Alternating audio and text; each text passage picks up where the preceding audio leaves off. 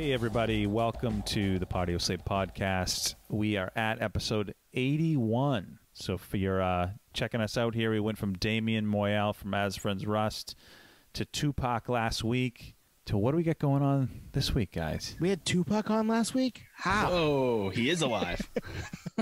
No, yeah, you're right. It's been a fun couple of weeks kind of going all over the map. And this week we had Josh Toomey of the Talk Toomey Podcast, Primer 55 bassist back in the day.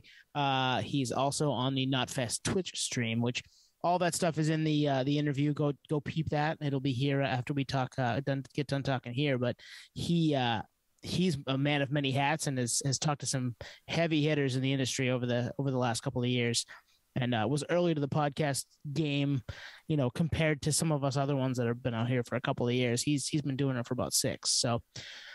And getting, the Knotfest relationship has become a bigger and better thing that he was already doing. So it was an awesome conversation with Josh. And man, you guys, we're not going to do a post at the end of it. What do you guys think? It was a good time.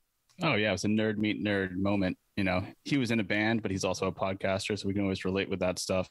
Kind of insider baseball on what it's like behind the scenes, which is cool because sometimes I feel like we're kind of in our own little capsule. Like no one really knows the struggle, he knows the struggle, but also just different insight on, waiting by the tour bus, all the actual fan stuff. I always thought I was in a bubble in that sense too. Clearly not. There was a few other people, but being in a band and also doing that makes me realize that there's some normalcy to it. So that's always cool. But yeah, man, he was awesome. He's a good guy. Totally agree. I'm not going to give anything away, but there's a few things he said where I'm like, we're a special breed, for us to do this every week. He does it multiple times a week. He's been doing it since he's been a kid. We've been doing it since we were kids. We're the people outside of the I can't say we. Nate's the person outside of the hotel getting autographs. Yeah. I never took it that far. I went on a few of those escapades with Nate, but yeah. But man, you're right. It's like, we joked about Magic the Gathering last week in the intro. It's like, that's a cult. Well, this is a cult too. It's a different kind of cult. It's a different type of nerdery. We were the kids with the posters on the walls from Hip Raider and Circus growing up. And in a lot of ways, we've graduated from that to the same thing, just put frames on it as adults. Yeah. Right. Pretty much. Yeah. We've classed the joint up a little bit, right? Still in the basement, though. Yeah, right. Yeah, still in the basement. And talking to our friends and then making new friends over the internet. So, hey, good for everybody. Yeah, so with all that said, let's get into it with Josh Toomey. If you like what you hear, please go back and check out some of our other interviews. We've had Frank Turner, singer-songwriter. We've had Brennan Garone of Incendiary, Chad Neptune of Strong Arm and Further Seems Forever, Nick Wheeler of the All-American Rejects, Ryan Sinnott of the Distillers, and Peanut of 311. All right. What's up, Joshua? How you doing today? I'm doing well. How you guys doing? Good, man. Nice. Last time we were at a Primer show was back in 2001. I'm not sure if you were with the band yet, but it was for the Introduction to Mayhem touring cycle back in 01 and with Reveille. And who else was on that tour? I can't even remember. Dog Fashion Disco? Dog Fashion Disco, Darwin's Waiting Room was up in Portland, Maine. I think it was it was before you had joined, but that would have been the first time that we could have possibly crossed paths. Yeah. Yeah, I joined Primer in 2002, right after the new release album cycle. I was kind of in the camp during the Introduction to Mayhem cycle, because Primer 55 never had like a solid bass player drummer combo. They kind of recycled them pretty quickly. I mean, I always joke that I'm like the 13th bass player. I think technically I was the 3rd. But yeah, when Junior originally left, quit, whatever, I started to go to Louisville. I grew up in Nashville. Primer was based out of Louisville. It's about a 3-hour drive. So I started going up to Louisville to audition, and I was helping them audition drummers. I was bringing drummers with me. And then I've kind of joked about this in the past, but this was during the recording of the new release. And one day I was talking to Jason, rest in peace, Jason, talked to him on the phone. And I'm like, because he was just dragging it out. It might've been a month. I mean, when you're 20, 22, 23, I mean, days seem like years, but I felt like they were just dragging it along. And I really needed an answer to if I was going to be in the band or not. And because I had other things going on, I was already in a band. I just needed to like get some clarity of what was going on. So I was just like, if you can't tell me today, then just take me out of the running, trying to like force the issue. And they kind of they're like, well, we can't tell you today. So I guess we'll move on with Kobe. And then Kobe got the gig, and I was listening to a CD sampler came out right when the new release came out called Dude, Where's My Skull? And it had This Life on it. And I was so bummed out when I heard This Life for the first time. I hit play, I had the giant speakers and the stereo system going. And I was just like, man, I totally missed out on this awesome band. And yeah, a few months later, I ended up joining the band anyway. So everything worked out, I guess, in the end. But yeah, man, I was totally, I tried to like stick my stake in the ground, and it did not work for me. Did they know you from your other band, 12 Volt? I had my drummer and I in 12 Volt, when our second album or EP came out, there was something going on where we could not tour. And we had seen another band at a show just selling CDs like in the line, going person to person. They had Discmans, this is back in the day, headphones. I check out my band, $5 a CD. And so I was like, why don't we try that? And it was Korn Sick and Twisted tour with Stained back in 2000, 2001, whenever that was. And we went to like Indianapolis and Kansas City and a couple of dates. We just followed the tour, made and sold CDs in the line.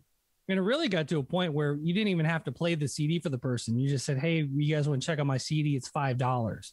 And we were selling enough to basically get a hotel room each night. And so we would get a hotel room, get gas money, get some food, go to the next town. I mean, like I said, I think I was 21 at the time. So, I mean, it was just, everything whirlwind, all caution to the wind. But Stained was going to play an off date in Louisville, and Primer was going to open. And I had heard a little bit about Primer. I hadn't heard them yet. And we go to the show, and Stained ended up canceling. So Primer played like a full headline set. And after the show, Bobby and Jason were walking around. And Bobby Burns has this air about him that if you want to go somewhere in life, you would go with that guy, the it factor kind of thing. And I was just like mesmerized by Bobby at the time. And so we met him then and talked to him and hung out after the show a little bit. And then, probably gave him a CD. And then a few months later is when the PRP posted about, Primer 55 looking for bass player or whatever they posted on the old internet there. And Wookibus, who still runs the PRP, had reviewed some 12 Volt stuff and emailed back and forth with him a few times about 12 Volt news and things like that. And so I just emailed him. I'm like, hey, don't tell my band this, but do you have some contact info for Primer? And he's like, yeah. He actually told me not to do it because he's like, you got a good thing going on. Don't ruin what you got or something. But yeah, so I ended up emailing Bobby back then and being like, hey, do you remember meeting me and blah, blah, blah. And that's kind of how, so yes, I had met him briefly but I got the contact through Wookibus at the PRP. Nice. Let's rewind a little bit. How did you first start playing music? I mean, you play bass. Was that the first thing you played? Were you playing drums before? Were you doing something different? Funny you said drums. This is real back in the day. When I was around 9, my dad, his cousin was a drummer in like an 80s glam rock band. Like he would show up to the family reunion in the middle of Kentucky with like a half shirt on, like totally looking off the Sunset Strip. And I thought he was the coolest looking dude ever. And we ended up going over to his house one day, and he had drums set up in the basement. And so I went down there and I was like, just banging on the drums. And so I left there going, man, I really want to be a drummer. I really want to be a drummer. And I was banging on the desk at school and everything at the house. And then sometime after that is when we moved to Nashville, and my dad ended up becoming friends with a Southern rock kind of tribute band that they were called Southern Comfort. I do remember that. And so I go to that rehearsal one night with my dad, And I go to get behind the drum kit because I want to be a drummer, but the drummer was left-handed. So I was just like, well, what do I do now? And the bass player goes, hands me his bass. He's like, try this out. So I just stood there and kind of hit the E string and just that rumble of bass just going through this practice bass. And, from then on, I was like, all right, yeah, I'm going to be a bass player. And then that's about the time, I really got into Metallica, really got into Jason Newsted, Cliff Burton, the whole thing, and just spiraled from there. Got a bass, and then, just banged away on it, and luckily got into some local bands, and then moved on to we've gone on to 12 Volt Negative Earth. Nice. If that kit wasn't left-handed, you might be a drummer right now. I know. Wouldn't that be terrible? There's a whole different world out there, a whole different universe where Josh is a drummer and not a bassist. Yeah, it's funny, because all around the same time, we're getting into Metallica, grunge is really hitting. This is, 91, 92, 93, somewhere in there.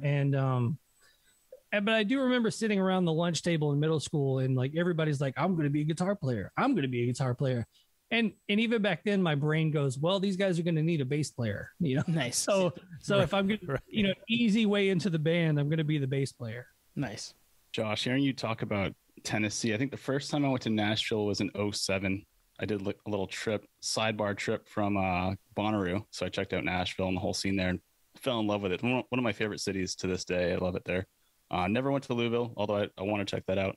But I'm curious, like the music that we hear that's coming out of Tennessee, at least in our age demographic, was like mostly country, right? Yeah. But you're from there. Obviously, that wasn't the case. What was the music scene like there? Is it all over the map, or was it?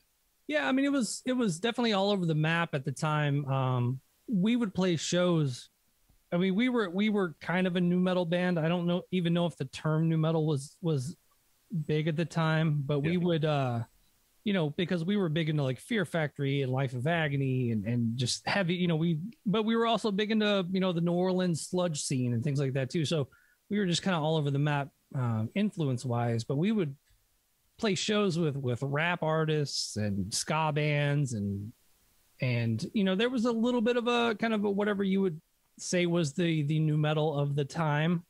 You would have your Deftones clone and your Korn clone and your Cold Chamber clone and your Incubus clone. You kind of had that going on, but at the same time, it was pretty diverse, especially the scene we kind of hung out in. And a lot of those people have kind of gone on to do some other stuff. Nathan Ells, who was the singer of a band called Community Spoon, went on to the Human Abstract, and Shauna Potter, who was in a girl band called Fair Verona, is now the singer of War on Women. So there was a lot of people kind of came out of that scene. It was definitely all over the map. It's funny you talk about everybody always associated Nashville with country, and the one thing I always said about it, a lot of those country dudes were either old rockers or were into metal. When I was in high school, when 12 Volt kind of started coming around, immediately, like I grew up in Hendersonville, which is a suburb of Nashville, which is known for like Johnny Cash lived there and Roy Orbison lived there and Conway Twitty. And, you got all the, I went to school with like Reba McEntire's, nieces and, just all that stuff, man. Taylor Swift went to my high school later on in life, not at the same time, but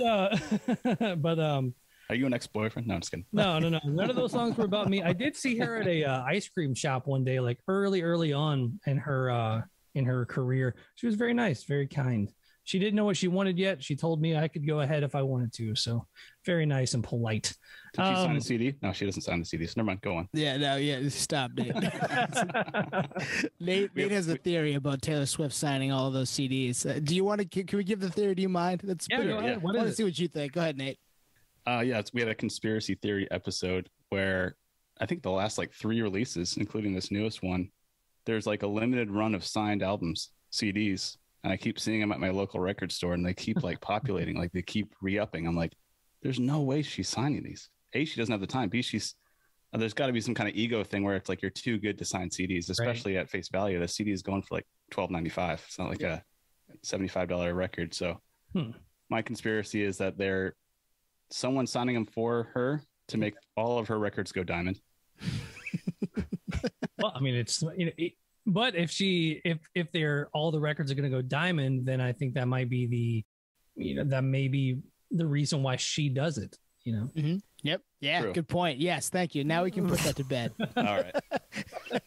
Bury It's been that an one out ongoing back. joke. Yeah. It's been an ongoing joke now for like 8 weeks. If my podcast was going to go diamond, I would sign every single diamond. Hell yeah. Exactly. Us too. Us too. But what I was getting at is late 90s. There was a record store popped up in my little town, and I would go there every day after school and talk to the guy that ran it. And, he would always tell me about his band from the 80s and still friends with him today.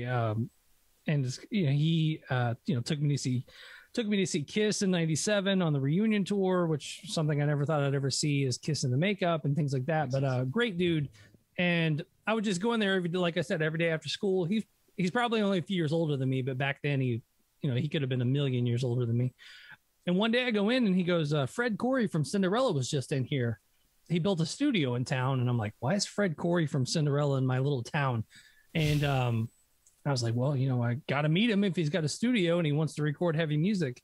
And yeah, he had moved there to record country and kind of get it, because that was, the whole glam scene had kind of calmed down, and he's a really great engineer and producer. So he came to town to record. And I met Fred Corey from Cinderella my senior year of high school with the band that ended up becoming 12 Volt Negative Earth. I think we changed our name while talking to Fred, and played him early demos and stuff we had. And he agreed to take us on and actually never charged us a dime, and recorded some great demos from back in the day, and huge learning experience. Just something I didn't take to heart as much as maybe I should have back then, just all the knowledge that he was giving us.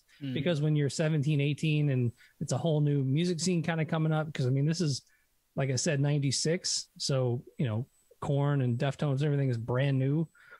And you're like, oh, you're just the old school, this is what's happening now. And, but looking back, probably should have listened a little bit more. And he was probably younger than you are now back then. Oh, by far. It's just crazy. Time is funny like that. Yeah.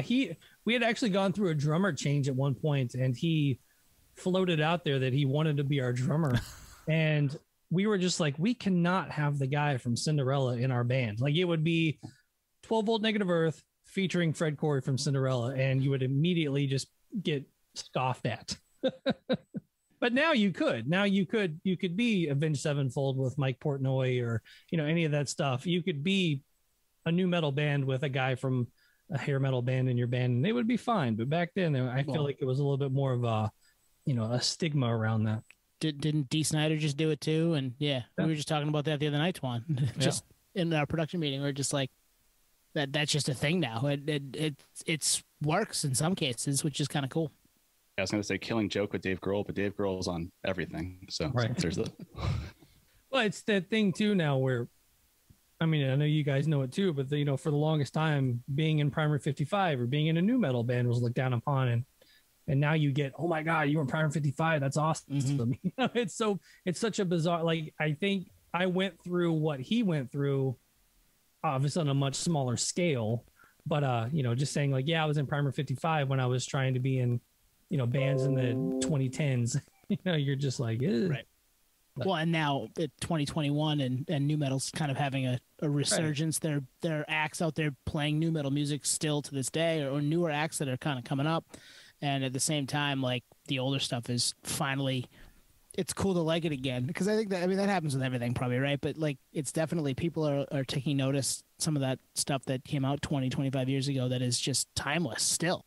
Yeah, it's cool. Like, you'll see those lists of like, top 10 new metal bands or top 50 new metal bands, and Primer gets, Primer will get added to those lists all the time. And it's, even though technically I wasn't there for the actual recordings of the band, but I was around the camp long enough and toured in the band long enough to, like, I take a lot of pride in that. And kind of fly that flag to this day. I still get tagged in Primer stuff all the time, and I talk to Bobby all the time still, and all that stuff. So it's very cool to kind of see that band getting recognition so many years later, because when we did the tour in 2002, and then we kind of took some time off, and then 2007 they put out like a B-sides and rarities album. And I got to, I talked to Bobby and I'm like, well, are we touring this? And he's like, well, I guess you were the last bass player. So I guess you're still the bass player. Squatters' rights.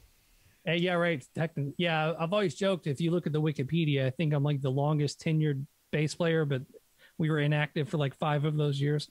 But we toured in 07 and we played a lot of like Joe's Bar and Grill. It was very bizarre to pull up to these venues that, you know, there would be like 20 people tops in some of these places, but it was, I don't know if any of you guys have been in bands before, but if you play in front of 20 people and nobody knows your band, it's a weird experience. But it's even weirder when it's 20 fans of the band. So they are having the time of their life. They're reliving Ozfest 2000 in their head. You know, they are singing every word. And so it's a very bizarre moment where you know you have to play a really good show because these people are here for you, but it's still like an empty crowd. It's a very weird place to be. I'm curious. So Introduction to Mayhem is like your album of the times. It's a perfect, you know, rap metal, new metal album of the times. And then the new release comes and there's almost like a reggae undertone, which I hear later on, you know, when I listen to it more recently. How is that for those live shows, that dynamic? You know, the first album's a lot heavier, right? So that must be interesting, that whole dynamic. The set list was always very bizarre to me both times we toured, because I don't know what the thought process was behind the set list, because I mean, they just gave it to me. It's not like I was like, oh, I'm actually, guys, I think we should. Yeah, but right. Like on the 2007 tour, we opened with Loose, Right Into This Life. I'm like, why are we playing both the hits, Right. you know, right out the gate? And but yeah, it's the set list really never, the dynamic of the set list never really felt odd. I think we didn't play some of the songs that had like horns in them live. You know, we didn't have no horn guys came out, but you know, a song like Texas would still get people going. Totally. You know? Yeah. I can see that. Could play, you know, you could, you know, you would see the drunk girl in the front, you know, with her arms in the air, and she's totally into Texas and stuff. So looking back on it, I mean, a lot of I always thought I liked Introduction to Mayhem better, but going back and listening now, like songs like, you know, Growing and Pills and, you know, like I said, This Life, and there's a lot on that second record that is really, really good. And I know that I've talked to Bobby about it a few times. I've had Bobby on the podcast, and it's funny being in a band with somebody and then you bring them on your podcast to ask them like questions you really wanted to know. But, you know, he says, yeah, I mean, they definitely made a conscious effort to change up on the second record, because even between Introduction to Mayhem and the new release, you know, the new metal was changing, you know, like the times were changing even back then. And, you know, a couple of years later, yeah, you might as well have you know, committed murder if you were in a new metal band. You couldn't have got any gigs at that point. So yeah, it's I think I don't even know how much Bobby was really into the new metal thing. I know he was into rap and he was into metal, but I mean, we would be in the van driving down the road and he would put it like he had like a Duran Duran CD that he wore out, you know? And I'm like, and I'm sitting there talking about these obscure new metal bands, and he's like, yeah, I have no idea what you're talking about. That's interesting. You're like the third or fourth person that's mentioned something like that, where people in said band have listened to or have played a certain type of music, but then, all right, show's done, I want to listen to Duran Duran, or I want to listen to something completely different just to kind of get out of it. And I mean, I know when I get away from my job, I don't want to be doing that anymore. So it makes sense to me, but I never thought of it until we started doing this and talking to people that were, you know, lived it. Yeah. I mean, obviously I don't, you know, eat, sleep, breathe new metal all day long. You know, I was, yeah, I was heading down the Snoop Dogg and, you know, Tupac thing today, and just kind of, you know, revisiting that. And yeah, I get it. You know, you don't listen to what you make all day long, but yeah, I just kind of wonder how much he ever listened to, of the time. I mean, you know, he obviously phenomenal guitar player, like one of the most, like we did a side band after Primer for a brief moment. And so we actually recorded at his house, and we would just be sitting there and he'd be like, I think I'm going to put a little lead right here. You hit record, and it was awesome. Like every time, I'm like, who is this guy? Like, because a lot of people get like, what is it, like red light syndrome and stuff like that. As soon as you hit record, like, you just forget how to play. But every time he would do it, he'd just be like, I think I'm going to record this song now. Boom, here's the song. Yeah. Wow. In the liner notes of the new release, he's credited with every instrument, pretty much. Yeah, he's just a savant, it sounds like.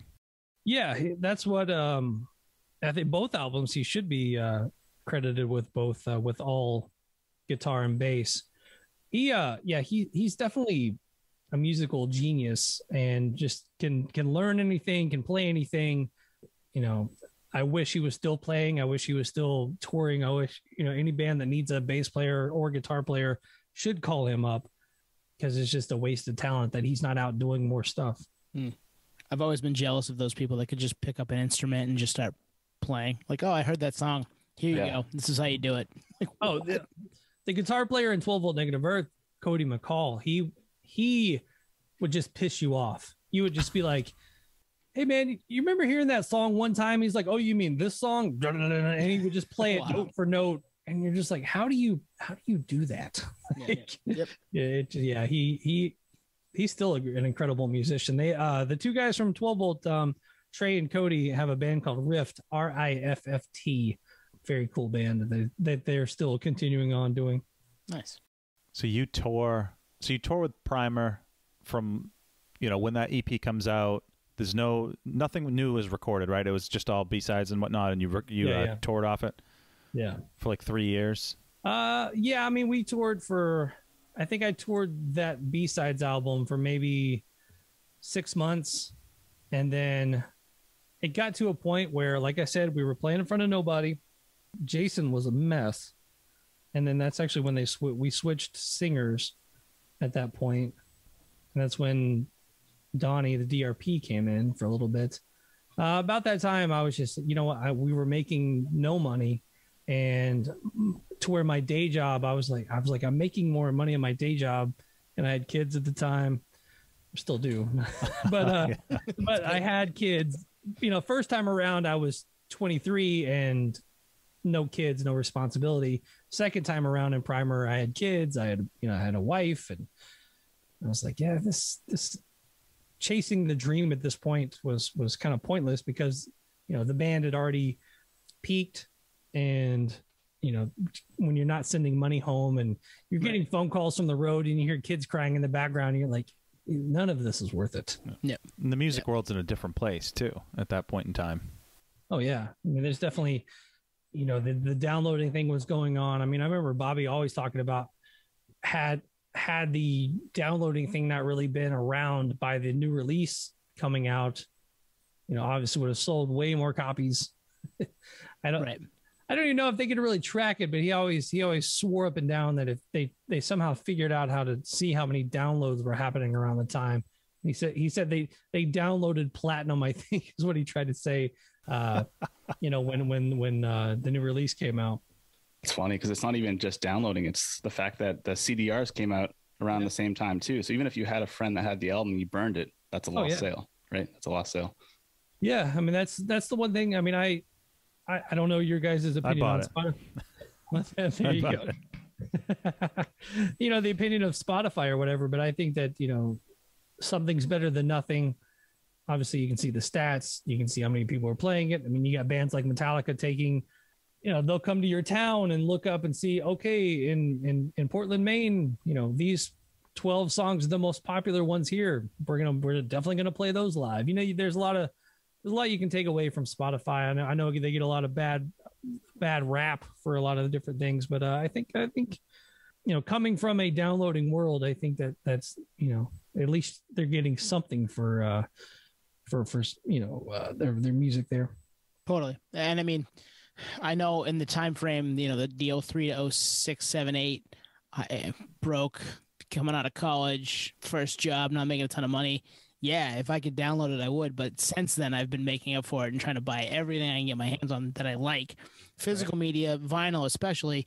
But like, I also have a Spotify account or an Apple Music or one of the, one of those that will pay, and I'll stream it that way when I can't get my hands on it or put it in a CD player. So I've been atoning for my sins for years now, but I did it. I mean, it was part of the world back in 03.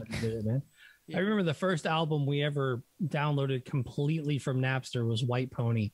And my friend had a T1 connection. We were like searching track lists and databases and everything else. And we finally got the entire album. A couple tracks probably had like, Z102, or something at the beginning of it. But we finally got it all. And I was like, all right, if I do this, I'm still going to buy the album. I just want it early. And I think that lasted for the White Pony. And after that it was, and then when like torrent sites came out where you could like get an entire discography in one click, I mean, it was over with at that point. I'm shaking my head very quickly right now. Yeah, I did that a lot in college, and I've since tried to buy those things just because I felt bad, because I mean it's all about supporting the artist. I think, especially nowadays, I'm big into that, and obviously want to make sure that those the right people, you're supporting the right people. So, Josh, you were mentioning tough times on the road. Things kind of coming to not an end, but at least in your vision, you were seeing things kind of fizzle out in your career with the band. Was it at this time, were you reading like other journalism in the music world and thinking like, oh, this might be a good pivot for me? Or was it completely random, or how did that come about? Curious. I mean, that came later. I mean, I've always joked about it. And we kind of go back to the Fred Corey thing with, I would be playing bass, tracking, bass tracks, and in between bass tracks would be like, so tell me about the Moscow Peace Festival, Nice. Tell me about touring with Bon Jovi, any of that stuff. Just, and then even as a kid, I had a friend of mine who, we would make it a point to, if our favorite bands came to town, we would find the hotel they were staying at, or find somehow get a backstage pass, or find the tour buses, and just be those kids that sat outside the tour buses for 10 hours or something, And so I was always talking to bands, meeting bands, having questions for bands and things like that. So, and then even, I was joking the other day about going to the grocery store Kroger and just sitting in the magazine aisle back in Metal Edge and Rip and Hip Parader and all those bands, Circus, and just sitting in the aisle and just reading, not buying, but reading the magazines and maybe getting one here and there, Metal Maniacs and things like that. So, I mean, I've just been a music fan and like obsessed with asking questions about why you did this, why you did that, tell me a great tour story about this, tell me something like that. And so I mean, any of this stuff, podcasting and all that kind of came about. I had in about 2015, I think, I really started looking into like internet radio and just getting an internet radio show. And I still didn't technically have the technology at the time for all that. So I kind of scrapped that idea. And just when I first started listening to podcasts, it was my new job. Where I worked, you couldn't stream, radio very well. So, but I could download podcasts before I went to work, go into work, listen while I was at work, and then head out. So I was like, and after listening to that was 2014. About 2015, I was listening to a lot of podcasts, and then after a while, I was just like, I could do this. Like, totally. Listening to Josh's show, listening to Eddie Trunk, and some of the bigger ones, and just being like, these are just conversations I would have anyway. And so, very quickly, I mean, it was like, I think I'm going to start a podcast. I had Talk Toomey or Speak to Me, and so I went Talk Toomey. And then alliteration, I like that. Yeah. And I ordered a cheap microphone off of Amazon, downloaded Audacity onto the family computer. I got a recording app on my cell phone, and I sent out a few texts to. This kind of comes back around to being in a band. I mean, I texted Billy Gray, who is now in Fozzy, was in Primer with me for a little bit. So I was like, hey, I'm thinking about doing a podcast. Do you want to do it? He's like, hell yeah, I'll do your podcast. Fred Corey, early interview. Bobby Burns, easy early interview. Chris Cale from Five Finger Death Punch replaced me in 12 volt negative earth. So I've known him, God, 25 years now. So I text him. I'm like, hey, let's will you do my podcast? Right. So the first 10 episodes or so were just people that were already in my cell phone. So kind of came out the gate with some really good artists and stuff. And I cringe when I go back and listen to those early episodes. Don't get me wrong. I mean, I cringe now too. But yeah, we can relate to all of that. Yeah. Yeah. I am so over my voice. It's beyond me.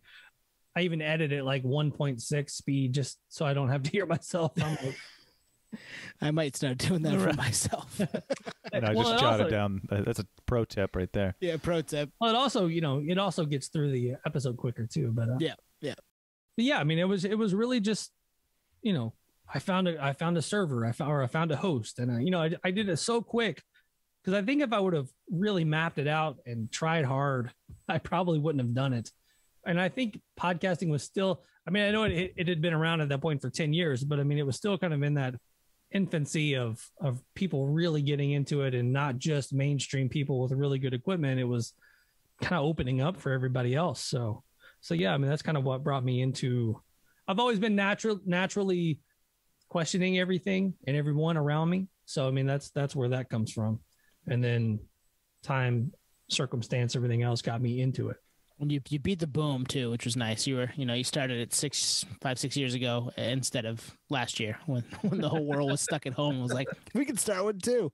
I mean, we were just out in front of it, just barely. We started when the day the pandemic started. But yeah, 6 months later, it was like, who are all you and where do we all come from? Well, the one nice thing about the pandemic really put a focus on video. And so I got more into video, and that kind of takes you right into the Knotfest stuff. Because by the time I had a friend that was doing a lot of videos, so I was asking him, what do you got? What are you buying? Because I'm definitely that guy that if I see a video of a podcast being recorded, I'm like, what's that piece of equipment? Yeah. What's that piece of equipment? I've bought so much crap over the years that I've seen other people use. I'm like, their voice sounds really good. I'm going to get that. I mean, this microphone, this is a Joe Rogan special right here. But so the pandemic start doing more video interviews. Everyone's at home. Everyone's doing Zoom. Everyone's doing, Skype and everything else. So I upped the internet. I bought this entire setup just for video interviews. And then I had, just getting onto the Knotfest thing, what I've joined up with, but right about the time the pandemic starts too, is Knotfest turns from just being the festival to let's become a media platform. And I was quickly onto it. I was like, wow, because Bees, who was on Knotfest for a long time, I was a big fan of his former show, That's Not Metal. And, I had been friendly with him for a long time. And so when they first started doing stuff, I was like, hey, let me develop a show for knotfest.com. He's like, hold off. They're trying to do some stuff. Hold off. And we'll do something down the line kind of stuff. And Ryan J. Downey, who's over there, has, been on the podcast before, and him and I have talked a lot because he did the Metallica podcast. And then back in like February of this year, they were like, we're really going to go hard at Twitch. They've really tried to do like an MTV style, even ESPN style, to where, from 4 to midnight Eastern, they've got content all day long. And so when they started that's when I got the call of, hey, do you want to do a show for the Knotfest Twitch? And I'm like, yeah. Fuck yes. And so, yeah, they're like, well, this is what we think you would be good at. This is what you should do. I was like, all right. And the crazy thing about the whole Knotfest deal is even though it's like a bigger platform, I thought they would have a little bit more input, but really I've like almost 100% free reign to do nice whatever I want between my, 5 to 7 Eastern on Thursday nights, Knotfest Twitch. Yeah, go check that out. And then after my first guest, which was Heidi from Butcher Babies, who had been on my podcast a couple of times, I emailed her and said, hey, I got this Knotfest Twitch thing going on. Would you like to be the first guest? She's like, absolutely. So I interview her, and I think the episode is just trash. Like, I'm just like, this is a bad idea. I'm going to get fired. Like they're going to be like, what were we thinking? And we'll just move on and we'll find another guy. And then right after I get off my stream and I look at my phone, and like my boss at Knotfest is like, dude, that was awesome. I'm like, all right. And he said some of the other people from Knotfest were watching. Everybody loved it. And because I had been trying to get Talk Toomey over to Knotfest also. And he was like, everybody loves it. So let's definitely talk about your podcast coming over. I'm like, okay. Nice. So, I mean, it kind of all came quickly, man. And yeah, I mean, I think they've helped me get one guest, and that was Sonny from POD, talking 20 years of satellite. Mm-hmm. Other than that, man, everything else that I've done on Knotfest has been, from relationships I already had with publicists. I mean, obviously the publicists that I had relationships with, they know that I've got a larger audience now, or a larger name behind me and things like that. So they're a little bit more willing to give you those top of the line guests, to where before they would offer you, yeah, you can talk to that band, but only the bass player is available. You're like, all right, I got you. And then now it's like, we're going to hold out till you get the singer, that type stuff. So we love the bass players though. We take them all. Oh, I get it, man. Hey, if Jason was still with us, he'd be much better get than me. How was it? Because Twitch is live. How is it pivoting from the podcast where you can stay up till, we know this from experience, 2 a.m. editing, where Twitch it's live, you're running. There's no hiding. It's pretty nerve-wracking, honestly. It's the first time I did it, I was like beyond nervous. Because the first time I did it, I did more of I played some videos and tried to be, music critic about them and have a theme and everything else. Now it's a little bit looser. I'll have a couple of guests on. The chat room now is a little bit more regulars, so I know what's going on. I mean, we always joke because 5 to 7 Eastern is a lot of people's time they cook dinner. So we always joke about like, what's everybody cooking? Because for some reason I found out that a lot of people have it on their phone, like while they're cooking. And so everybody chimes in with, oh, we're making a pasta dish tonight and stuff like that. So it's definitely calmed down. I mean, I think this is about 4 months in, and it's becoming a little bit more second nature. I had done some live streams before that, so I wasn't totally out of my element. We were doing like a Talk to Me live on Facebook for a little bit, just doing those every once in a while with friends and things like that. So I mean, it wasn't completely out of my wheelhouse, but it's definitely, when you've got the Knotfest name and you're like coming on and you're trying to like do the best show you can, and the whole time you're like, this sucks. But now I think it's a little bit more, second nature. The one thing I do like about it is because, I know you guys, when you do the intro to this, you'll be like, what's up guys? Welcome to Padios. What's up guys? Welcome to Padios. So, you'll start over, and if you stumble on your words, you'll stop and you'll do it again and things like that. That doesn't happen. No, no, never. I'm just saying that's what I do. Oh, okay. You're right. That does happen. You're a little bit more stream of conscience when you're live, but yeah, when you're recording your intro, especially me, because I'm solo. So I'm like, yeah, I got Gary Holt from Exodus and Slayer, and they got a great new album out, and when you go back in, you can edit it and stuff like that. But when you're live, you just know you have to just go. So I think that's the main thing is you're maybe not too picky in your head, and you just continue to talk without stopping. That was exactly what I was going to say. It's just like, I know we have a safety net right now. I mean, we can stop this. I could take a 10-second pause right here. No one would know. No, I didn't, but I could. And at the same time, like going live like that, it must be an adrenaline rush on top of being a little nerve wracking, but then, you kind of settle into it and feel comfortable because you do it like anything else. Oh yeah. Cause I mean, I've got the, the go live button on my end here, and it's a live show too. So, I mean, there's definitely, as you're bringing people in, they've got a bad connection or they've got this, they've got that. They, for the most part, I don't think anybody's ever like no showed yet. I did have Cold on the show the other day, and they were on the first night of their tour. It's actually one of the best posts I've ever done. I did a quick post right before I was about to go on, and I posted it in a Cold group.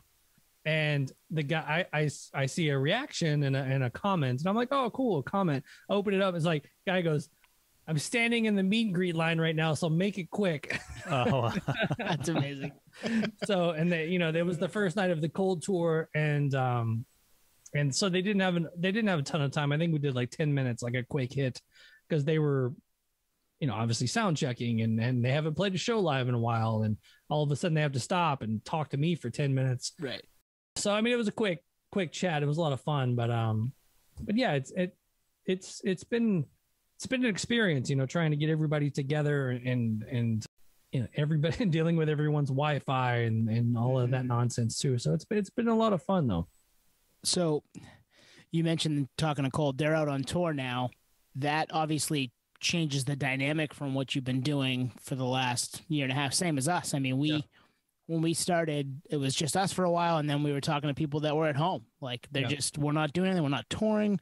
We're not in the studio really per se, unless they're a solo artist maybe, because nobody really knew what to do. But now you've got people back on tour, and I think I listened to that. So you mentioned the van hum in the background. Bus hum. And it's there, yeah, the bus hum, it's there, and you're like, oh, well, it's like not the greatest sounding quality because of that, right. But at the same time, you're like, they're back on tour, like good, yeah, we're getting live music again. So. Yeah, I had I interviewed Frank Bello from Anthrax a while back for the show, and it was funny. The original email was like confirmed for another Thursday, and then the publicist wrote me back. She's like, I have forgotten all about this part of it, but they're on tour that day, so he can't do it. Yep. She's like, I have been so used to not even having to worry about looking at a tour itinerary that she booked him for a day that they were doing a festival. Oh wow. Yeah, we're starting to see that a little bit with people we're trying to wrangle. It's like, all right, can we do this down? No, they might be playing a show that night, or like getting ready to go on tour. Maybe they're rehearsing that night, so we can't do that. Yeah, the one cool thing is I'm going to do. It's cool and it's not cool, I guess. The Louder Than Life is here Thursday tomorrow. To let you guys know when we're recording. But this is the first year I'll go to it that there's no interviews done, because every year you go there, you set up in the back in the media area, the guys come through and you do quick little hits with everybody, but they're not allowing interviews this year. So I get to go as a fan, which is kind of nice. But I'm only going to be able to go see the Thursday day because Knotfest is in Iowa on Saturday. And at first that we were going to go out there and we were going to do Twitch streaming with the guests, and all the artists were going to come over, and it was going to be this big thing, and we were going to go up, and which my favorite part was going to be going up and introducing bands. I was going to be that schlub that comes out and like what's up, Iowa? Let's give a big round of applause to Megadeth or something, like one of those things. But awesome. But with COVID, nobody backstage, nobody does anything. Rumor has it they're going to play my Jason Newsted interview between bands on the Jumbotron, which that's fine with me. Like, hell yeah. But that's huge. That is awesome. It's like my interview with Jason and Ryan's interview with Corey, I think was going to be kind of playing throughout the day. But so I had just thought I was going to just stay here in Louisville and go to Louder Than Life. And then Monday they're like, are you still coming to Iowa? And I'm like, I thought we weren't doing anything. But I think now what they said they're actually setting up a Twitch stream for throughout the day. So it should be pretty awesome. I don't know if we're going to be interviewing artists or not, but I'm going to hop in a car on Friday morning, drive out, hotel room, go to Knotfest, Iowa as a part of Knotfest, which should be awesome. Hopefully get to go up and introduce a band here and there. But yeah, it should be a lot of fun. 30,000 Slipknot fans in the middle of Iowa. should be awesome to get to go see, and kind of being somewhat affiliated with that camp is pretty cool too. Definitely. Kind of living vicariously through all these multi bookings. I book myself solid on my calendar. Like I want to be here simultaneously. 2 different festivals. I'll do it. I'll pull it off somehow. But also, you might have alluded to this earlier. Like it seems like you have a lot, but in terms of like your biggest like holy shit moment, you mentioned one of your influences earlier was Jason Newsted. I don't know if that's your biggest holy shit moment, but is that one of them? Is that it? Yeah.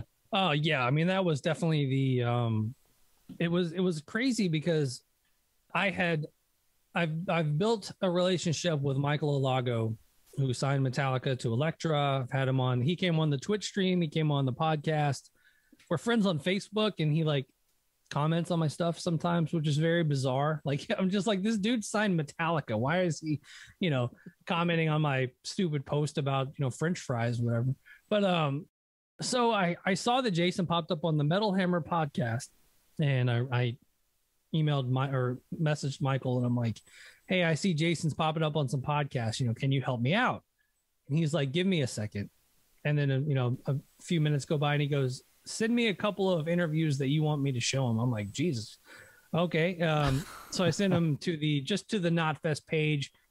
I had done an interview with the guitar player from Flotsam and Jetsam, obviously a big, and then Andreas Kisser from Sepultura, another big fan favorite of Jason. So I just said, send him to this. If he sees anything he likes, then we'll go from there. And this all happened on a Friday. And within a couple hours, I get a message from Michael, and it's like, someone from Q Prime, which is Metallica's management, will be reaching out to Knotfest to set this up. And I'm like, well, shit. So I had to call my guy at Knotfest and be like, hey, someone from Q Prime is supposed to be it was like my people, Jason's people were reaching out to my people to get this like together. And yeah, within a few hours, it was like, you will be interviewing Jason Monday at noon.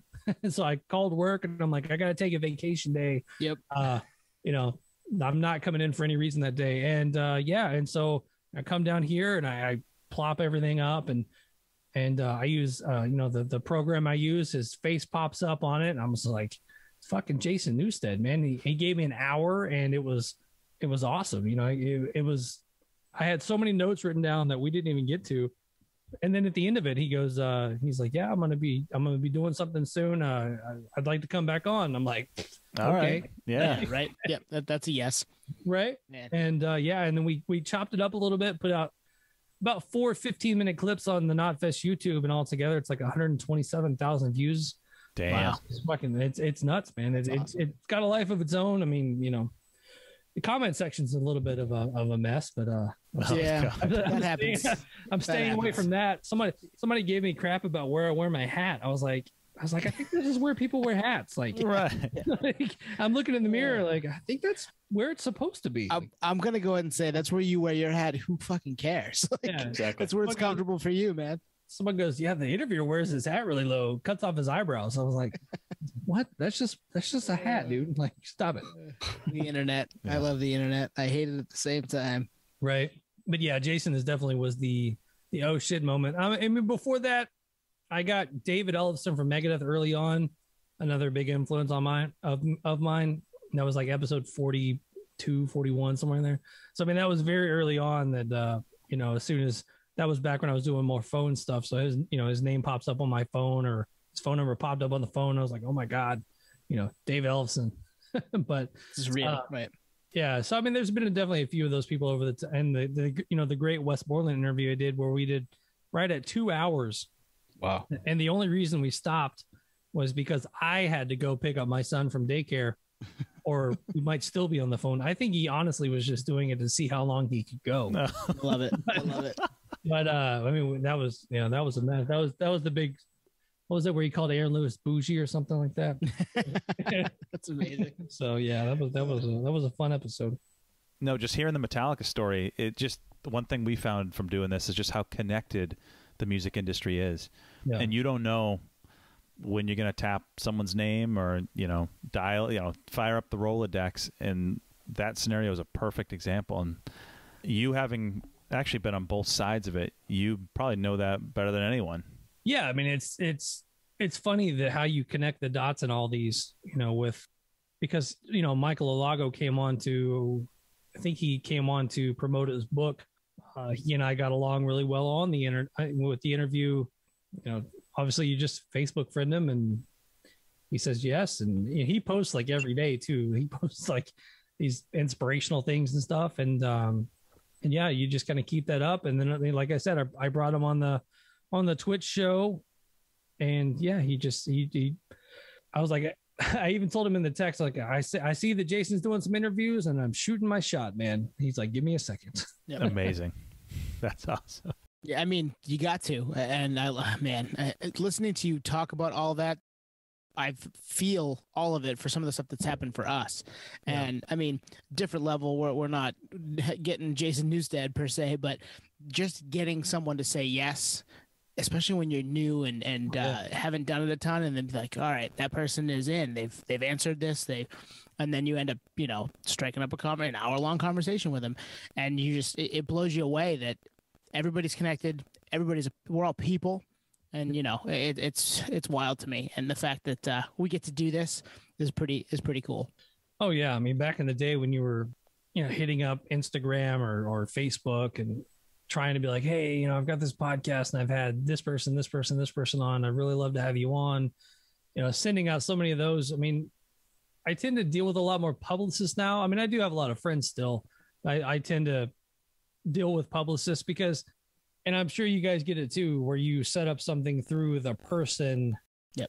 And I think when you set up something through the person, sometimes they're a little bit more like cancel-y, or can we do it at this time and not that time? And, you know, it's a little bit more flaky, but I know some people don't like the publicist side of it, but I like it because if it comes to a publicist, most of the time if it's going to be 9 o'clock, it's 9 o'clock. It's not 9:15. It's not 9. They're there when they say they're going to be there. So it's a little bit more of comforting for me. Yeah, totally. So Josh, we've talked a lot. If folks want to check out your podcast, the Talk Toomey Podcast, and the Knotfest Twitch, how can they do that? And first of all, if you need instructions, you might need more help than this, but go for it. Yeah. A website, you can go to talktoomeypod.com for the podcast. All the links are there. The Knotfest Twitch is twitch.tv/knotfestofficial. It's always free. You can always chat. I now post some of the Twitch interviews onto the Talk Toomey feed. And then if you're listening to those shows, you can always tell that, you know, the chat room is always a buzz. People jump in there with good questions. I'll ask them. People jump in there with dumb questions. I'll ask them too. I'm much more apt to ask the question of what's your favorite artist, or what is a band you'd like to tour with? Some of those kind of more generic questions. If I can say, hey, Tony in the chat's asking, right. You know, sometimes you can actually get a good answer out of some of those generic questions, but yeah, it's definitely, the fans asking questions. The fans actually ask a lot of bizarre questions that I'm like, someone in the chat's asking about, and then you'll say it and they're like, oh my God, that was, Salt Lake City. And, you'll get a crazy story out of it or something. But, wow. But yeah, it's definitely a lot of fun, definitely interactive. So come over, hang out with us. There's a lot of great shows over there on the Knotfest official Twitch. And then obviously, there's Knotfest Daily with Alicia Toot, where it's like a daily wrap up of new songs and movie trailers and things like that. And you got Ryan J. Downey doing stuff over there with the Screen Crusaders, I believe it's called. And, you got riff war type shows where people are playing music and beer tasting and things like that. So there's a lot of good shows. Come check it out. Like I said, it's kind of like an old school MTV type thing where we play videos, we talk about them, commentate.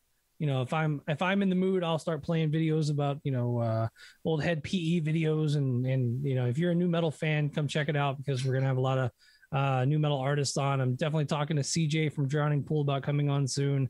So that'll be a lot of fun getting him on the show and getting to talk some of those early days with Dave Williams, things like that. So yeah. And it's a little bit more of like the podcast. I've tried to differentiate. The podcast is more, hey, we have a new album out, let's talk about the new album. The Twitch stream should be more, hey, let's talk about your career. Mm-hmm. So yeah. I think that's the differentiation there of the podcast and the Twitch stream. And you're on every Thursday, you said? Yeah, Thursdays 5 to 7 p.m. Eastern, Knotfest official Twitch. And then the podcast also comes out on Thursdays, wherever you get your podcasts. And then the replay of the Twitch stream comes out on Tuesdays now. So Tuesdays, man, this is a lot. It's always adding something. You're busy, man. You're busy. Yeah. So yeah, the Twitch stream replays are the following Tuesday. Podcasts are Thursdays. Throwback Throwdown with Toomey on Knotfest official Twitch is Thursday nights, 5 to 7 p.m. Eastern. Nice. Cool. we have a couple of lightning round questions. They're not super in depth. They just don't always fit into the flow of an interview. So, right. First one, something we talk about a lot here is nerdery. Something we call nerdery. It can be a physical object. It can be, just talking about what we do every week when we record. We call it nerdery. It's the stuff that we love about music. It could be any different thing. So for me, like my shoulder, as you can see, there's a couple of photos framed. Those came from Lance Mercer himself. He took them of Pearl Jam and Soundgarden. So that's nerdery. If you had to pick, you've got a bunch behind you, I can see. What's one of your favorite pieces of nerdery that you own? Ooh, off camera, there's like boxes and boxes of crap. Same. This is like the one spot in the house where like the wife just shakes her head. She's just like, she's a clean freak. Like earlier, she's like, I'm about to clean. And I look around, I'm like, what are you going to clean? Like the house is clean. It doesn't make any sense. But yeah, so like this is just my area. And she's just like, yeah, I can't handle it. Favorite piece of nerdery. I'm trying to see what we got back here. I've got I found some DeLorean stuff the other day at the Goodwill. So I've got a bunch of Back to the Future stuff hanging around. That's definitely a nerd moment for me.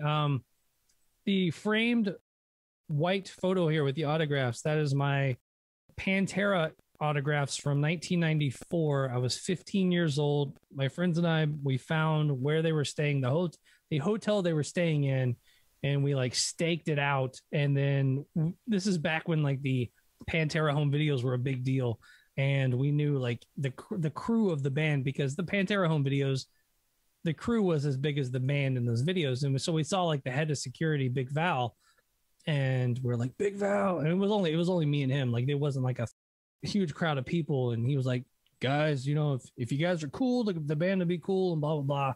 And so they'll be down in a little while. And I went to the bathroom at this hotel, and I come outside, and at checking out, you could see Dimebag's pink beard. Wow. Was checking out. And me and my friend were like, oh my God, it's Dimebag Darrell, And we, run up to him, and I've got this really bad photo of me. And like last second, I was like, I'm going to make a metal face. And like when you're 15 years old, you don't have a metal face, so I'm making a stupid face. But yeah, I got the, all of Pantera's autograph in 1994, Far Beyond Driven tour. Pretty awesome. Nice. Damn. You said DeLorean. I check your Instagram DM. I just sent you a photo of a DeLorean that I saw this summer at a restaurant in Kennebunk, Maine. I was getting I got in a car accident, and my a lady I work with's husband, has a body shop or whatever. So she's like, take it there, he'll fix it up for you. So I take it there, and he's got, inside the shop, he's more of a it's not like a mechanic, he's a body guy.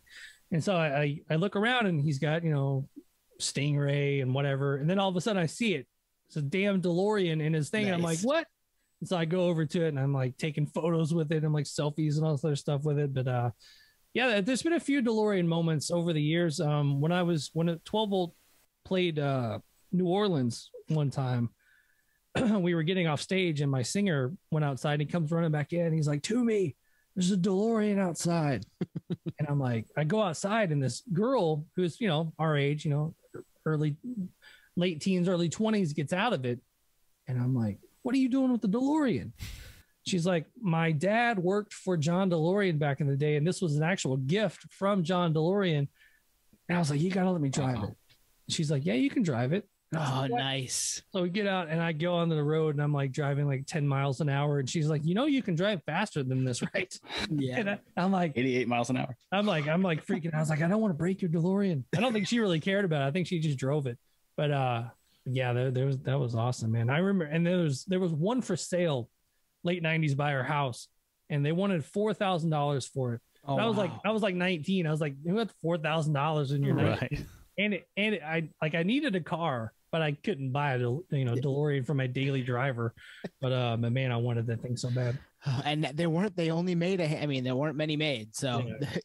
4,000 back then is way more now if it's in I think they wanted 4,000. This was like internet the internet in its infancy. So Yeah. Now you can find DeLorean parts, and DeLorean Motor Company makes parts now and stuff. But back then they're like, it needs a water pump. Good luck finding one. Yeah. You're It's never hilarious. going to drive this. You can tow it to your house and look at it if you'd like. Yeah, the internet plays a good part. That's like selling a vinyl record in the 90s and they're like, shit, I sold it for $20. Now it's worth 20 grand. Like, Yeah. fuck. Yeah. Well, I sold this is funny. I sold a copy of Slipknot's Iowa on vinyl for like $15, like 8 years ago or something.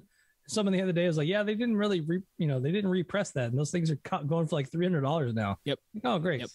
Good job. Yeah, this is the one thing about the internet that kind of ruined a lot of the.